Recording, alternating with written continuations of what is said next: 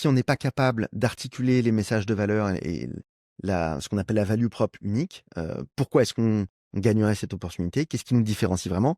Ça veut dire qu'on n'a rien à faire sur ce deal. Bonjour et bienvenue dans Masters of Tenders, le podcast qui vous dévoile le secret des entreprises, maîtres dans l'art de répondre aux appels d'offres. Je m'appelle Ayoub Beni, le CEO et le cofondateur de TenderCrunch. Ma mission, vous dénicher des idées et méthodes concrètes à appliquer immédiatement dans votre business et le booster grâce aux appels d'offres. Vous êtes prêts? Allons-y. Pour te présenter rapidement, du coup, Jérémy, c'est le Global Director Pre-Sales Enablement chez IFS, qui est un ERP leader dans le marché. Et donc, je te laisse te présenter rapidement et après, on commence. Donc Jérémy Jean-Jean, ça fait 16 ans que je travaille maintenant chez IFS et je suis dans les équipes globales maintenant. Et j'aide les équipes à travers le monde à déployer leurs talents sur tout ce qui est avant-vente chez IFS. Et c'est quoi ton lien avec les appels d'offres? Alors les appels d'offres, ça fait longtemps que j'ai un lien avec. J'ai commencé à travailler à 20 ans, donc ça fait 22 ans maintenant. Et dès le départ, en fait, j'ai très rapidement basculé vers des fonctions d'avant-vente. Au départ, je faisais du consulting, j'ai basculé sur de l'avant-vente. Et donc, les appels d'offres, c'est quelque chose que je connais depuis tout petit, où on répondait à des Excel de quelques milliers de lignes, un travail que j'adorais faire, sur lequel, n'empêche, il y a pas mal d'enjeux parce que on engage sa société quand on répond à un appel d'offres. Donc, depuis le départ, j'avais un peu cette notion de responsabilité. Quand on met des réponses dans un appel d'offres, elles sont souvent annexées à un contrat, donc c'est important ce qu'on répond, quoi. Donc voilà, donc j'ai commencé il y a 20 ans à faire des réponses à des appels d'offres, jusqu'à aujourd'hui encore, où on continue à faire des réponses à des appels d'offres, même dans la position que j'occupe aujourd'hui, et on aide même à répondre à des questionnaires ou des appels d'offres pour des grands cabinets d'analyse comme ITC, Gartner. Tu peux nous parler un peu de IFS, ce que vous faites? Ouais, alors IFS, c'est une société qui est née en 1983 en Suède. Les origines, c'est la maintenance d'une centrale nucléaire. En fait, c'est 3 étudiants de l'université de Linköping qui s'étaient réunis pour faire un job d'été, en fait, dans une des premières centrales nucléaires de Suède, je crois. Et le job, c'était de monter un système de maintenance de la centrale. Ok. Et donc de le développer. Et donc, ils l'ont développé en se mettant plus près du client, c'est-à-dire qu'ils ont planté la tente littéralement juste à côté de la centrale. D'ailleurs, quand on présentait la société, souvent il y avait une image de tente qui faisait référence à ça. Ok. Donc ça, c'était en 1983. Depuis, ça a bien grandi. Les 3 étudiants ont flairé le bon coup et se sont dit, bon, on va continuer à développer cette solution-là. Donc, ils avaient créé une petite GMAO à l'époque. Ok. Et puis, ils ont ajouté des modules petit à petit. C'est devenu un ERP qui est capable maintenant, aujourd'hui, de faire de la finance, de la RH, de la gestion commerciale, de la gestion de projet, de la gestion de prod, de la maintenance toujours, de la gestion de service. Juste pour cadrer un peu, c'est quoi vos types de clients pour que les auditeurs puissent... Alors, on connaître? cible 6 secteurs d'activité. Le premier, c'est l'aérospatiale et la défense. Ok. Le deuxième, c'est la construction et l'ingénierie. Le troisième, c'est toutes les entreprises manufacturières, donc qui fabriquent des choses. Le troisième, c'est les industries qu'on va appeler, nous, de l'énergie, des utilities. Donc, ce sont par exemple les grands distributeurs d'électricité, pour prendre un exemple simple. Le quatrième, c'est l'industrie des services. Et la dernière, c'est l'industrie des télécommunications. Ok, d'accord. Et donc, qu'est-ce qui a fait que tu es resté aussi longtemps dans les avant-ventes en général? Quand on commence en tant que pre-sales, on a souvent tendance à repartir ou vers les sales ou vers le produit à un certain moment. Mais qu'est-ce qui a fait que tu as continué aussi longtemps dans les appels d'offres, dans les démos clients, dans les soutenances? Je crois que c'est vraiment l'amour du produit, en fait. Quand on est un pre-sales, en général, on est passionné par la techno ou le produit que l'on vend. Et on est passionné par... on a envie de montrer, on est amoureux de son produit, on a envie de le montrer à tout le monde, quoi. Donc moi, c'est ça qui m'a gardé côté pre-sales. J'ai connu 2 sociétés avant. Là, ça fait 16 ans que je suis chez IFS. Le produit, c'est juste une tuerie. Et donc, j'ai pas eu envie de m'en éloigner, quoi. Donc, je suis D'accord. resté dans les pre-sales. J'ai eu plusieurs fois réfléchi à basculer côté product marketing, qui peut être intéressant. Oui. Basculer côté R&D aussi, pour développer le produit. Ou côté sales. Et puis, j'ai toujours été rattrapé par la passion de la démo, des conférences et du showcase du produit, quoi. Et je me disais, donc là, pour ce qui est appel d'offres, pour rentrer dans le sujet, quel est le plus gros appel d'offres que tu as gagné? Alors, en France, l'un des plus gros, je crois, était SPIE, donc Ok. une énorme entreprise des services et de la construction de l'ingénierie. On va pas dévoiler des chiffres aujourd'hui, mais ça se compte en plusieurs dizaines de millions d'euros. Ok. Donc, un énorme contrat. Alors, après, on en a eu d'autres, hein. Récemment, on a gagné Modular Group, qui est la maison mère, en fait, d'Algeco, donc qui regroupe plusieurs entreprises qui font des Algeco. Donc Algeco, c'est soit on loue en fait des petits Algeco, soit on fait carrément de la construction modulaire avec des Algeco. Ok. Donc ça, c'est un contrat mondial. Et puis après, à travers le monde, on a eu d'autres très belles réussites, comme je pense Deutsche Telekom en Allemagne. On a signé récemment un énorme contrat avec un distributeur d'énergie aux États-Unis qui s'appelle Exelon, qui fournit plus de 10,5 millions, je crois, de foyers aux US. Donc c'est un énorme contrat qui a été signé. On a eu aussi des gros contrats avec soit des airlines, donc comme Air France, KLM par exemple, Southwest Airlines qui utilisent nos solutions, voire même le ministère par exemple de la défense américaine avec toute la maintenance de la flotte côté porte-avions et tout ce qui tourne autour de l'armée de l'armée. Pardon. Ok. Mais c'est très varié à ce que je vois. Comment vous sourcez tout ça? Parce que c'est quand même, là, de ce que j'ai compris, il y a six secteurs que Ouais. vous attaquez. Euh, Comment toi t'interagis avec tous ces secteurs? C'est toujours le même produit? C'est comment ça? Alors oui, c'est toujours le même Ok. produit, il s'appelle IFS Cloud, mais c'est un produit qui est ultra personnalisable d'une part et surtout qui est en fait c'est beaucoup de modules que tu peux activer ou pas en fonction de tes besoins. Donc on va verticaliser le produit pour les 6 secteurs d'activité. Ok. On va activer les fonctionnalités en fonction des secteurs d'activité. Et après comment nous on fonctionne, et ça c'est vrai dans toute l'entreprise, dans tous les services de l'entreprise, que ça soit la R&D, le market, les sales, les pre-sales, mais aussi toute la partie consulting, on est focalisé sur des industries. Donc on a des industries ou des secteurs d'activité qui sont dédiés à des personnes en fait. Donc on va avoir des avant-ventes qui sont spécialistes en construction, d'autres en manuf et ainsi de suite. D'accord. Et donc chacun est formé pour ces typologies ou C'est ça, on est ok. formé. Alors ça a plusieurs avantages. C'est que on connaît le produit pour ce métier-là, dans toute sa grandeur entre guillemets Oui. et sa profondeur. Mais surtout, on parle le même vocabulaire que nos clients. On comprend leurs enjeux business à eux parce qu'ils sont différents dans chaque industrie. Tu vas pas parler de la même manière, même si tu vends par exemple de la supply chain à l'armée et si tu en vends dans le retail ou dans une boîte manufacturière. Donc il y a des enjeux qui sont spécifiques à chaque secteur d'activité que tous nos consultants, tous nos employés connaissent. Et il y a combien d'avant-ventes dans tout ça? Alors au niveau mondial, on est plus de 200 Ok. et en France, on est une quinzaine d'avant-ventes. Et donc 200, par exemple ici en France, vous êtes 15 et il y en a par exemple 3 pour la manufacture, 3 pour le Service, télécom, les ouais. services, etc. Et donc chacun est formé, qui vient du métier, comment ça? Alors soit ils viennent du métier, effectivement, soit on les forme quand ils sont chez nous, soit ils se sont formés dans nos équipes de consulting en étant au contact de clients dans des secteurs d'activité donnés justement, et puis après ils passent à l'avant-vente. Mais quand tu me dis, enfin, vous êtes plus de 200, moi je me pose la question de comment tu fais pour organiser tout ce beau monde, parce que c'est quand même un seul produit, c'est si vertical, c'est 200 personnes, différentes cultures, différentes langues, différents process d'avant-vente. Euh, Comment ça se gère tout ça au niveau de IFS? C'est un peu compliqué, c'est pour ça qu'on a une équipe globale Ok. qui organise un peu tout ça. Euh, Si on se focalise sur le sujet des appels d'offres, parce que c'est aussi de ça qu'on parle aujourd'hui, c'est vrai que en fonction des pays, on avait des organisations qui étaient un peu différentes. On a certains pays sur lesquels on a ce qu'on appelle des bid directors ou des bid writers, qui sont des gens qui sont spécialisés sur la réponse aux appels d'offres et qui travaillent. D'ailleurs, ils font partie du service avant-vente, mais qui travaillent avec les avant-ventes techniques et avec les avant-ventes fonctionnelles pour aider le commercial à produire une réponse de qualité à un appel d'offres. Il y a d'autres pays où on n'a pas ce genre de poste. Et donc là, ce sont pour la plupart les avant-ventes qui assument en fait toute cette rédaction de la réponse à l'appel d'offres. Donc déjà, on a des organisations qui peuvent être un peu différentes en fonction des pays. Ok. C'est pas simple.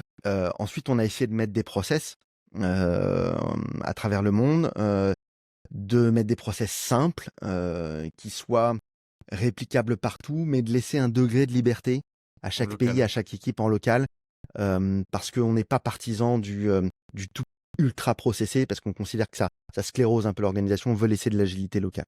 Ok, là, juste pour revenir sur la partie avant-vente technique, avant-vente fonctionnelle, bid writer, dans certains pays, c'est comme ça, et dans d'autres pays, il y a juste, par exemple, un seul avant-vente pour tout gérer.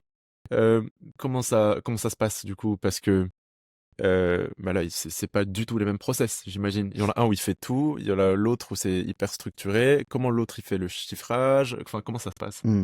Alors, évidemment, quand on a des gens qui sont dédiés à la réponse, à l'appel d'offres, c'est plus simple, parce Oui, qu'on a quelqu'un qui va s'occuper, de gérer l'appel d'offres, de suivre, l'avancement des réponses et cetera.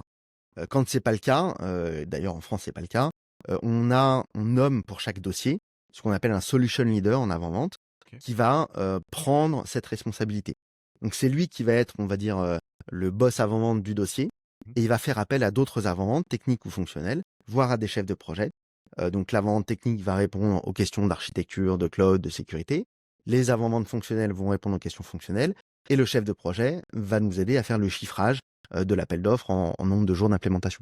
D'accord et donc pour revenir sur la partie, enfin, automatisation, tu as mis des process, globaux. Alors, c'est ça qu'on a mis en place il y a, 1 ou 2 ans maintenant. On a mis en place un outil pour Ouais. nous aider à répondre aux appels d'offres, qui est un outil global, donc tout le monde s'en sert à travers le monde, qui est plus ou moins bien utilisé en Ouais, fonction des pays. Notamment, on a constaté que dans les pays où il y avait des bid writers, forcément, c'est leur outil, c'est mieux. principal, donc c'est largement mieux et là, ça se déroule vraiment, de manière, on va dire optimum. Dans les autres pays, on considère qu'on a, des choses à faire pour améliorer les process en place, mais on est en train de travailler dessus. OK et en termes de parce que quand il y a 200 personnes, j'imagine, beaucoup de différences de culture, Oui. c'est pas du tout les mêmes façons de faire. Est-ce que tu as quelque chose à nous partager sur ça? Alors c'est pas les mêmes façons de faire. Du coup, avoir cette liberté, cette agilité locale, elle est importante. Et ce que j'ai remarqué, alors ça je l'ai découvert il y a peu de temps parce que j'ai pris ce poste global depuis le début de l'année, heu, on va pas répondre de la même manière à un appel d'offres au Japon qu'on ne le fait aux États-Unis ou qu'on ne le fait, «dans la vieille Europe» entre guillemets. Et donc il y a des attitudes, culturelles, des manières de faire, des manières de répondre qui sont aussi différentes. Tu as des exemples? Ouais, ouais, j'ai des exemples. Par exemple, en Amérique du Nord, alors c'est peut-être plus anglo-saxon même que Que l'Amérique du oui, Nord, mais on est, énormément sur la projection de la valeur, ROI. heu le ROI notamment, mais aussi projeté sur une trajectoire. OK. Où est-ce que vous serez demain avec notre solution? Avec, voilà, c'est amazing quoi. Tu vois ce que je veux dire? Et en Europe, on est moins show off, Ouais, OK. donc on est plus dans prouver qu'on peut apporter de la valeur, Ouais. plus dans le détail, un peu plus dans une mentalité d'ingénieur, j'aurais tendance à dire. OK, donc anglo-saxon plus sales, Ouais, salesy et européen un peu plus, ingénieur. ouais, c'est ça. Mais du coup, OK, où est-ce que c'est le plus simple? Alors, je sais pas si c'est plus simple d'un côté ou de l'autre, c'est différent, OK et c'est tout aussi intéressant. et mais en termes de process, qui est bon, j'imagine, les Américains sont plus rapides à prendre la décision? Disons que les Américains, heu, coupent moins les cheveux en 4. C'est-à-dire qu'ils sont plus directs, Oui. et quand on leur propose une solution, même si c'est pas exactement ce qu'ils avaient imaginé, ils ont plus tendance à s'adapter eux, qu'à essayer, de tordre la solution dans tous les sens ou de faire du développement spécifique. Donc ce qu'on a remarqué nous, quand on a étudié notre base de clientèle, c'est qu'on a, des clients, aux US qui ont tendance à, passer de version en version beaucoup plus rapidement que les clients européens Parce et qu'il y a pas de notamment les spécifique justement. exactement, parce qu'il y a pas de Ah, spécifique. mais ils comprennent du coup cet enjeu? Ils comprennent cet enjeu, puis c'est culturel aussi, c'est-à-dire que, heu, ils s'adaptent beaucoup plus facilement à des outils qu'on leur met entre les mains et ils se posent moins de questions que nous, en OK. France. Ouais, parce que, enfin, moi, par expérience, quand on travaille, par exemple, avec des grands retailers, de mon expérience, c'est beaucoup, quand même, de demandes spécifiques qu'il faut, à chaque fois, essayer de contourner, essayer de trouver des solutions et c'est vrai qu'avec les, anglo-saxons, c'est un peu plus, c'est un peu plus simple. Tu sais, au début de ma carrière, j'ai travaillé avec des boîtes qui faisaient, 20-30 personnes. Aujourd'hui, je travaille avec des sociétés qui font, pour certaines, plus de 100 000 personnes, hem et j'ai toujours entendu dire, à chaque fois: «Oui, on est dans ce secteur d'activité, mais notre entreprise, elle est vraiment différente». À chaque fois, peu importe la taille de la boîte. Et effectivement, il y a des spécificités par entreprise, mais quand même, il y a des process qui sont communs. Il y a des choses qu'on retrouve dans beaucoup d'entreprises. Et une fois qu'on arrive à faire passer ce message, on essaye de faire revenir les gens dans du standard et on essaye d'éviter le spécifique. Là, on a parlé de beaucoup d'avant-vente, il y en a plus de 200. Qu'est-ce que tu donnerais comme conseil à une entreprise qui a envie de mettre, à l'échelle, son équipe avant-vente, par exemple, pour, répondre à plus d'appels d'offres, plus, faire plus de soutenance, gagner plus de deals. Mais en te mettant à un niveau d'entreprise où ils n'ont pas 200, juste par exemple, ils sont 2 avant-vente, ils veulent scaler ça un peu plus, monter à 5, à 6, peut-être 20. Pas à ton échelle, je veux dire. Alors, ouais, en termes de contexte, ça dépend de ce qu'on veut faire, mais si on veut scaler, qu'on veut scaler à l'international, Oui. je pense que la première chose à prendre en compte, c'est le multilinguisme ou pas. Ouais. Et ça, c'est hyper important. Donc déjà, est-ce qu'on a pour objectif de travailler tous dans une même langue, par exemple l'anglais, ce qui se retrouve dans certaines sociétés, ou est-ce que si on va à l'international, eh ben, il va falloir parler différentes langues locales parce que c'est la culture et on ne peut pas faire autrement dans les pays. Ça, c'est une première question à se poser. Deuxième question, c'est comment on outille tout ça. Si on veut scaler, il faut outiller les processus pour pouvoir gagner en efficience, gagner en automatisation. Ouais. Nous, c'est ce qu'on a cherché à faire en mettant un outil pour répondre aux appels d'offres avec de la suggestion de réponses automatisées. Et ça, je pense que si c'est bien mis en place, ça permet de gagner beaucoup de temps. Ok. Donc là, pour ces outils-là, c'est des outils qui sont utilisés par au global. Oui, C'est toujours, enfin j'imagine, c'est des outils où il y a une base de connaissances c'est ça. que vous définissez au niveau du global et que les gens vont aller récupérer, enfin les avant-ventes vont aller récupérer des réponses pour les utiliser dans leur pays. C'est exactement ça. Ok. Et il y a des bases de connaissances locales ou? Alors c'est tout l'enjeu du moment. On est en train de se poser beaucoup de questions par rapport à ça parce qu'au départ on a tout fait en anglais, Ok. sans tenir compte justement des autres langues. Aujourd'hui, on a des outils qui nous permettent de faire de la traduction automatique, qui ont une qualité qui s'est améliorée, mais qui n'est pas encore Oui. au niveau de celle d'un avant-vente qui ferait la rédaction d'une réponse par lui-même. Donc ça demande aujourd'hui, quand on traduit des réponses du retravail par les avant-ventes, donc on se pose la question de localement créer des bases de connaissances locales avec le bon wording, avec le bon vocabulaire par secteur d'activité. On n'a pas encore choisi là, on est en train d'explorer les différentes pistes. D'accord. Donc, bien faire attention aux exigences linguistiques. Deuxièmement, augmenter l'efficacité des équipes en utilisant des outils. Ouais. Et ensuite, Mettre en place des process mais qui soient simples. oui, ça tu l'as dit. Pourquoi, enfin, Parce que si enfin, pourquoi simple? C'est ça ta question? Je t'ai coupé, pardon. non, simple, je comprends, mais comment on peut les rendre simples? Parce que c'est pas simple un processus avant-vente, pas toujours. Alors, je parle pas de tout le processus avant-vente. Alors Ok. évidemment, on peut, on a d'ailleurs chez IFS un processus avant-vente complet avec les grandes étapes et ce qu'on est censé faire à chaque étape. Quels outils on est censé utiliser, etc. Mais même ça, pour moi, il faut le rendre simple et digeste parce que sinon, c'est impossible de scaler. C'est impossible que tout le monde, nos 200 avant-ventes, Ouais. 210 avant-ventes à travers le monde, comprennent facilement ce processus et se l'approprient. Donc de toute façon, il faut simplifier les process. Ok. Que ça soit des process très macro, comme ça, le process avant dans son ensemble, ou un process très micro, comme la réponse à un appel d'offres. Et la réponse à un appel d'offres, pour nous, elle a un process. Donc il y a un sales ou un account exécutif qui va prendre en charge un appel d'offres, qui va être le responsable de cet appel d'offres. Il va intégrer l'appel d'offres dans notre plateforme. Ensuite, on va nommer soit un bid writer, soit un pre-sales leader qui va piloter la réponse côté avant-vente. Cette personne-là va ensuite affecter des chapitres de l'appel d'offres à des consultants avant-vente fonctionnels, techniques ou à des chefs de projet pour la partie intégration. Ok. Les gens vont répondre, on va finaliser la réponse et le sales va ensuite faire un exec sum, la proposition financière qui va bien, etc. Donc tu vois, résumé comme ça, le processus est hyper simple en Oui, fait. c'est les étapes clés. C'est les finalement. étapes clés. Et il faut rester, pour moi, dans ce processus simple. Et il faut essayer de... Alors nous, c'est ce qu'on essaie de faire, mais d'automatiser le maximum d'étapes ou de saisies qui peuvent être automatisées. D'accord. Par exemple, on a connecté... Alors, on utilise nos solutions, notamment notre CRM. Donc, quand un sales va répondre à un appel d'offres, il a évidemment une opportunité dans le CRM. Sinon, les avant-ventes ne Ouais. travaillent pas dessus. Et il va pouvoir, avec un bouton, faire directement un nouveau... On appelle ça un workspace dans l'outil qu'on utilise pour l'appel d'offres, en fait. Mhm. Il va récupérer le numéro de l'opportunité, le nom du client et tout un tas d'informations. D'informations. Et ensuite, ça va passer à une équipe support chez nous qui va prendre les documents, que ce soit les documents Word, PDF, Excel de l'appel d'offres, et qui va les intégrer dans cette plateforme.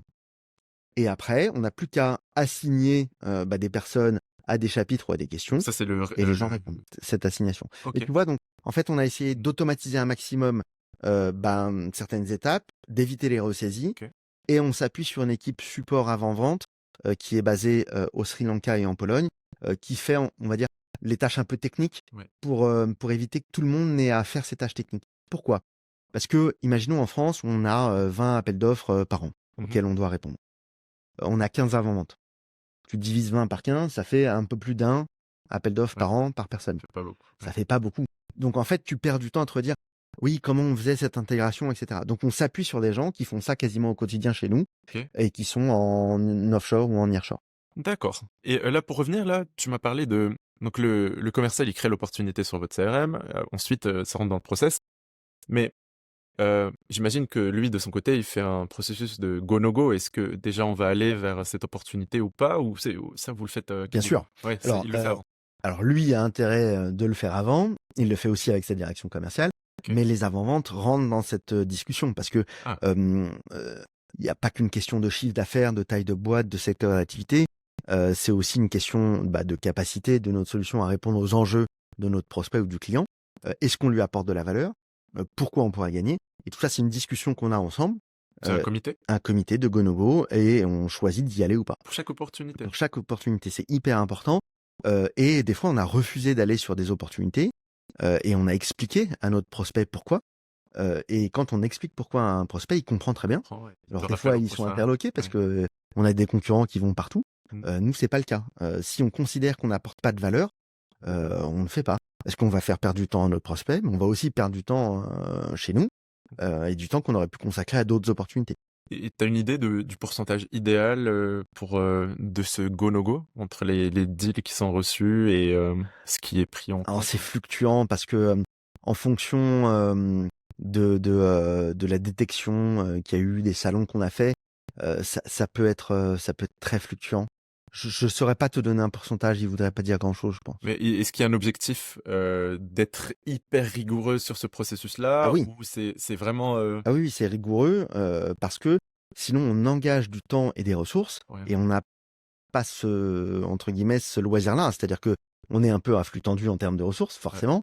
Et donc il faut utiliser de la meilleure manière possible, chaque heure de chaque ressource, Ok. même en phase d'avant-vente. Et donc, il faut absolument qu'on n'engage que sur des dossiers sur lesquels on est persuadé de pouvoir gagner. Et j'imagine même en termes de motivation, parce que là, pour le coup, toi, tu dois éviter de mettre des avant-ventes sur des opportunités qui sont sûres d'être perdues dès le début et que ça engendre des motivations, etc. Exactement. Alors, ça veut pas dire que on n'a pas perdu d'opportunités, Oui. et puis ça veut pas dire que des fois on est allé sur des dossiers où on n'aurait pas dû aller. Forcément, ça arrive Même moi. toujours.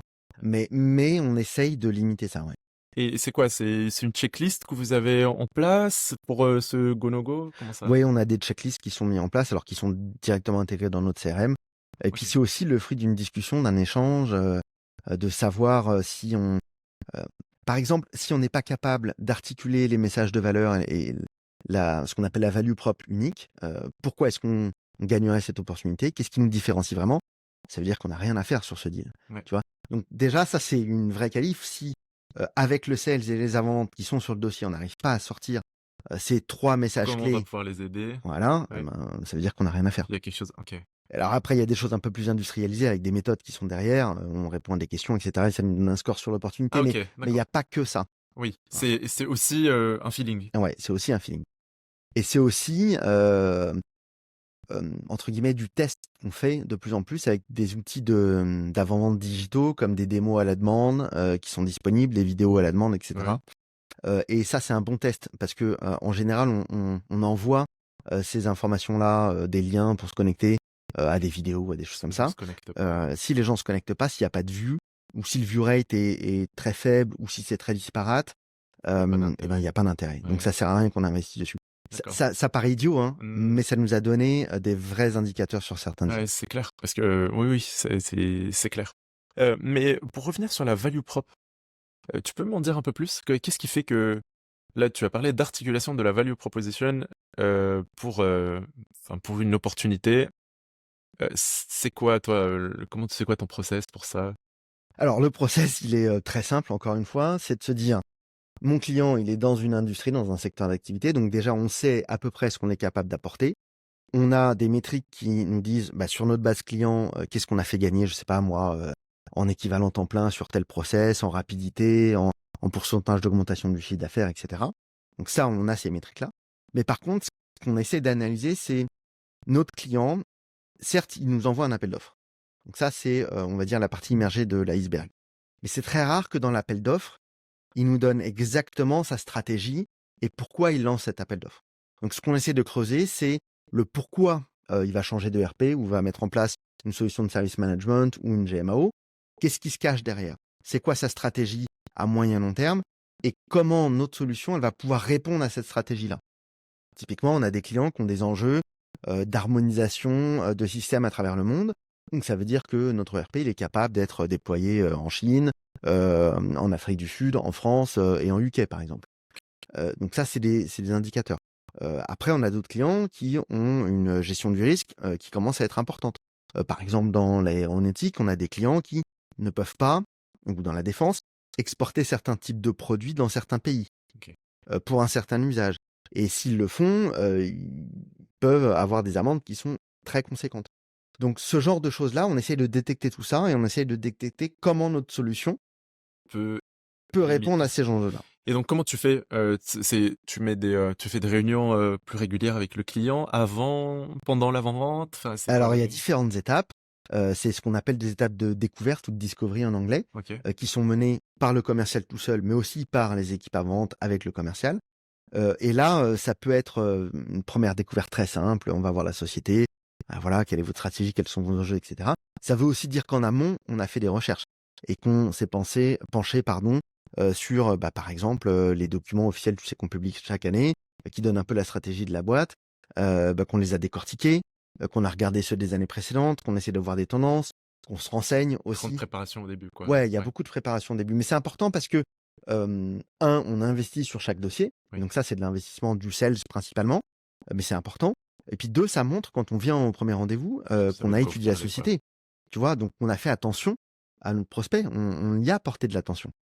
Et ça, c'est hyper important, parce que du coup, tu peux engager des conversations qui sont un peu différentes, Plus profonde. plus profondes, exactement. Et là, pour revenir sur la partie mise à l'échelle, c'est quoi les problèmes, par exemple, que peut rencontrer une entreprise qui scale son équipe avant-vente pour répondre à plus d'appels d'offres?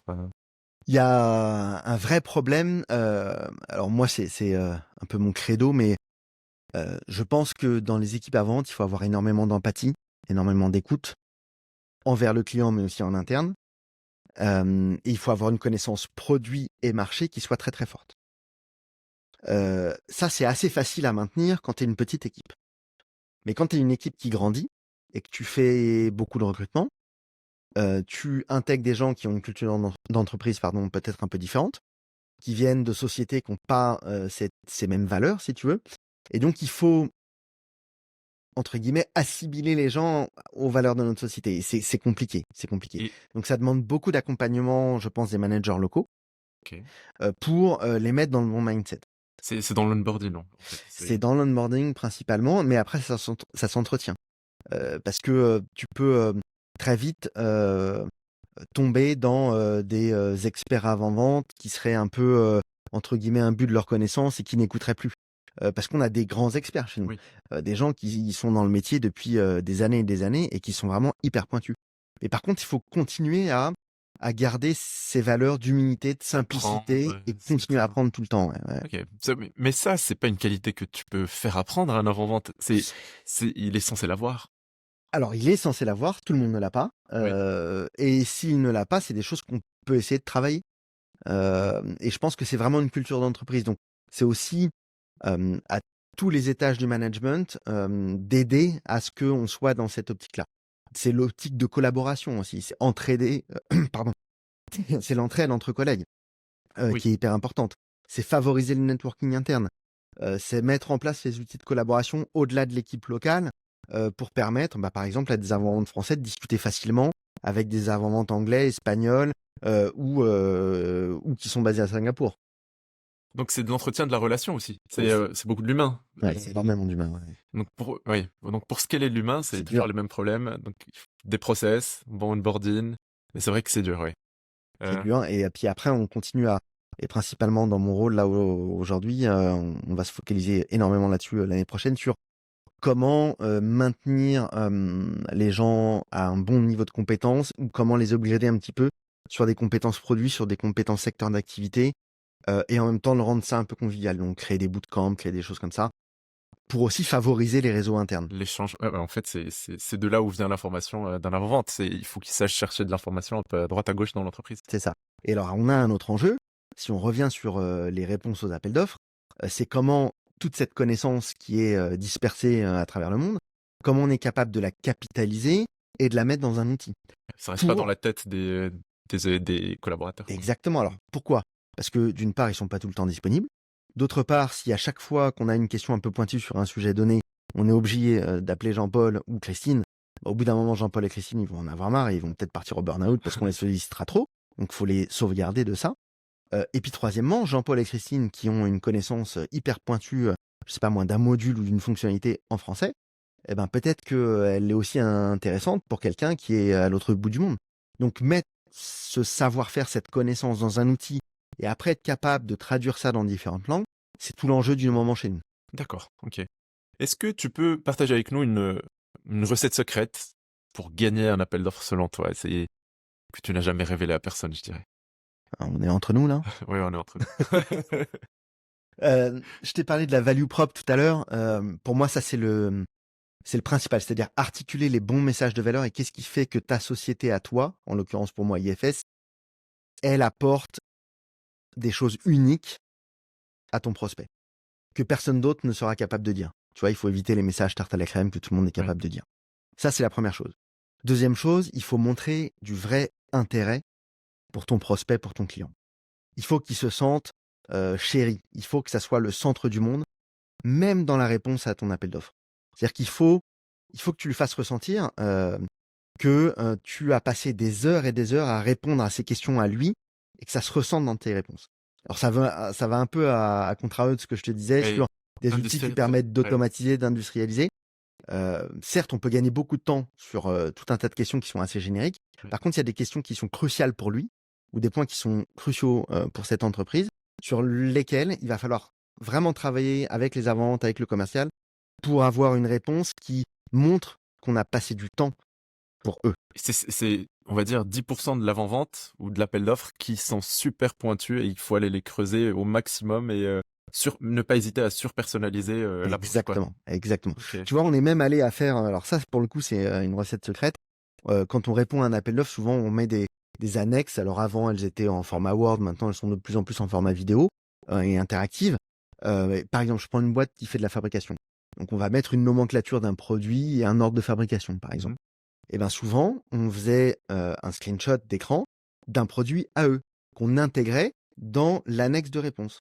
Mais on le faisait que sur quelques éléments.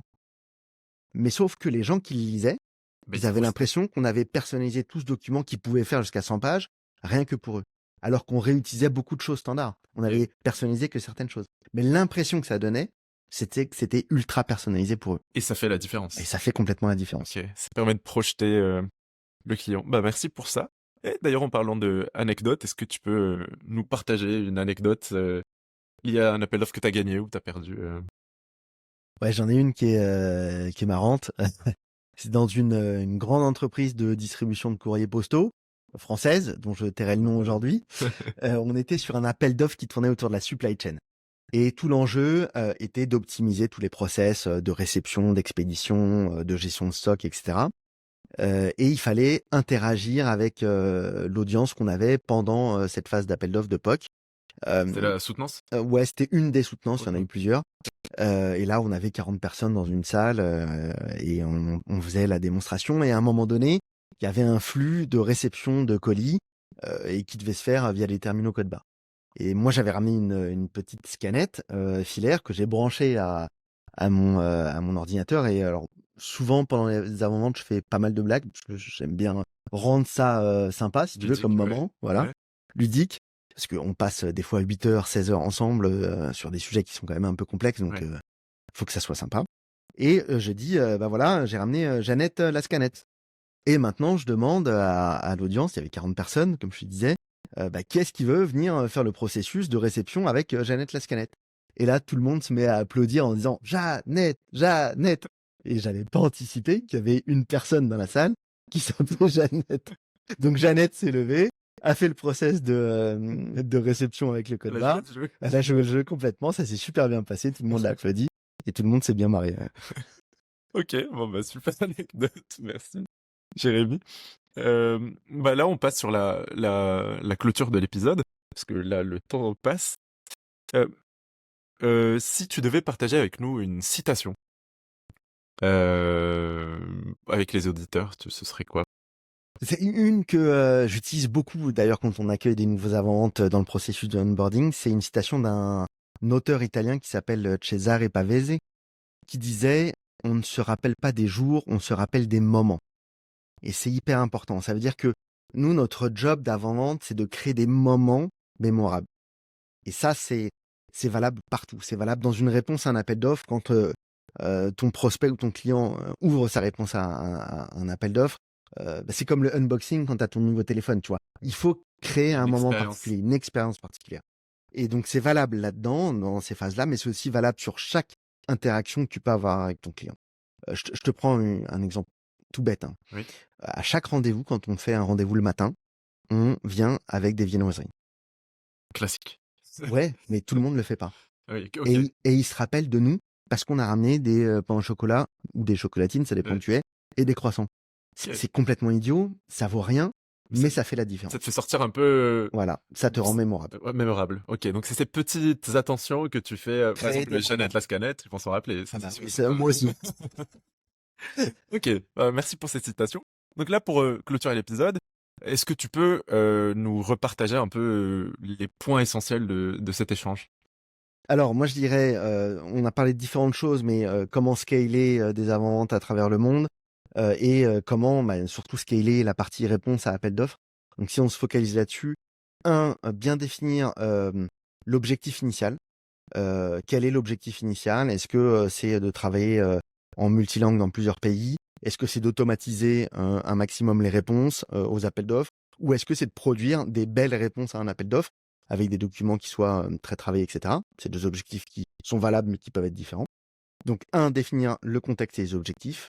2, choisir un outil qui permette d'automatiser un maximum et de gagner en efficience. Et là, pour le coup, je pense que les outils à base d'IA, notamment sur les réponses à un appel d'offres, peuvent apporter énormément de choses. Je pense que tu sais de quoi je parle. Et 3, c'est mettre en place des processus hyper simples pour que les gens adhèrent à ces processus, puissent embrasser ces process et faire leur travail de manière efficace. Je crée l'onboarding. Et l'onboarding, tu as raison. Mais ça, c'est au-delà de simplement la réponse à l'appel d'offres. D'accord. L'onboarding est fondamental. L'onboarding est maintenir une culture d'entreprise, un réseau interne, un esprit de collaboration et d'entraide. Très bien. Bon, merci beaucoup, Jérémy, pour cet échange. C'était vraiment sympa. Où est-ce que les auditeurs peuvent te contacter? Alors, vous pouvez me contacter sur LinkedIn, Jérémy Jean-Jean, vous recherchez. Il n'y en a qu'un seul qui travaille chez IFS, c'est moi. Donc, vous pouvez me contacter facilement par ce biais-là. Je mettrai le lien sur l'épisode de ton profil. Ouais, voilà. Parfait. Merci beaucoup. Merci à toi. Merci d'avoir écouté cet épisode de Masters of Tenders. Si vous avez aimé cet épisode, n'oubliez pas de vous abonner et de laisser 5 étoiles sur Apple Podcast. Votre soutien est vraiment crucial pour faire découvrir ces épisodes au plus grand nombre.